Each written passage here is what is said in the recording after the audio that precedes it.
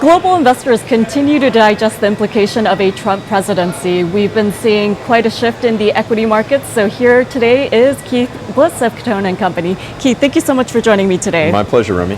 Well, we've been seeing a lot of swings in the equity markets as well as global markets, but I think it's very important to shift through all the rhetoric we're hearing regarding the president-elect. So what are the policy implications we're seeing right now? Well, one of the things that you're seeing within the trade within the U.S. equity markets is very definitely people are expecting Trump to try and implement policies which are going to really grow the economy. The negative side of that, though, is it will also balloon the debt and the deficit here in the United States, all things being equal, without any reduction in spending at the federal level. But when you look at what he wants to do with regard to infrastructure spending, so really a fiscal stimulus package, what he wants to do with regard to taxes, both individual and corporate income taxes, what he wants to do to encourage companies to repatriate the trillions of dollars of cash that are sitting offshore, which is also part of the tax package. Those are very positive things that can happen to the economy. The other thing that gives people a little bit of nervousness, though, is his really hawkish stance on international trade. I think it's remarkable, though, in the immediate aftermath of the election and what people saw as President-elect Trump, how both Canada and Mexico immediately said we will come to the table and renegotiate NAFTA. So I think a lot of the rhetoric is overblown on both sides, a lot of hyperbole, a lot of the messages on both sides, both on the Republican side and the Democratic side, were really meant to scare voters away from the other candidate.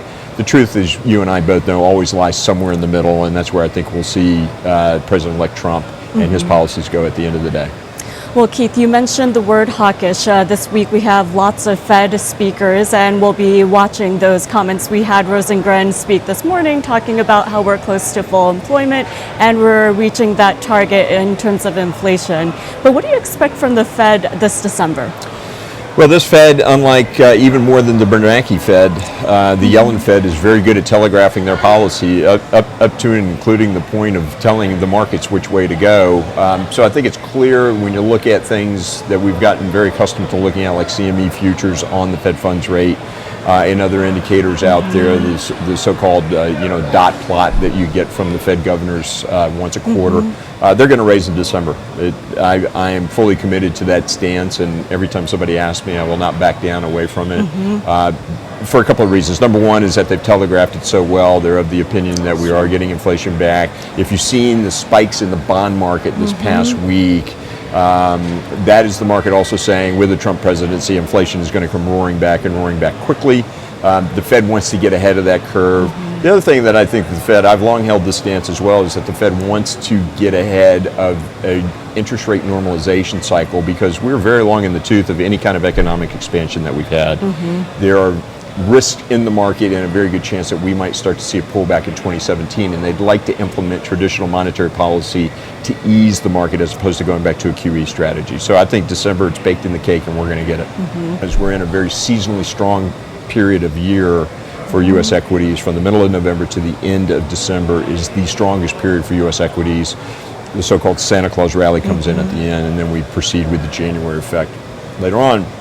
And we also have another pattern that I'm looking at, which is a dollar-euro pattern. Right now we have an overbought dollar and an oversold euro. Typically that's a weak pattern for U.S. equities, so that will fall in line and coincide with the moderation that I think we'll see, but then it will proceed further. And the last thing I'm really looking at from a technical standpoint is there is no reason to believe that the Dow won't hit 20,000 before the end of the year. I'll go ahead and say that just by looking at it. There's no overhead resistance at all. It's been hitting new highs, and I think given the seasonal patterns, the strength in equities, the pro-growth bias and mentality of the market right now, I think Dow 20,000 by the end of the year is probably a pretty safe bet.